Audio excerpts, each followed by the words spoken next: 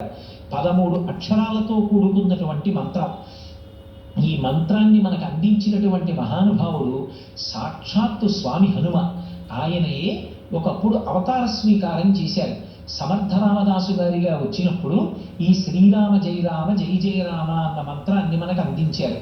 సభలో ఒకరు కూర్చుని ఈ శ్రీరామ జయ రామ జయ జయ రామ అంటుంటే మిగిలిన వాళ్ళందరూ కూడా సామూహికంగా భజనగా అంటూ ఉంటారు. అందరూ ఆ రోజున భజన చేసి సాయంకాలం వేళలో రామచంద్రమూర్తిని సీతమ్మని మళ్ళీ పునః దర్శనం చేసి చక్కగా ఇంటికి వెళ్ళి రామచంద్రమూర్తికి సంబంధించినటువంటి కీర్తనలు వింటూ రామచంద్రమూర్తి యందే మనసుంచి ఆయనని ధ్యానం చేసి ఆయన యొక్క గుణగణములను మనసులో స్మరించి నిద్రిస్తారు. మళ్ళీ మరునాటి ఉదయం లేచి అందరూ దేవాలయానికి వస్తారు.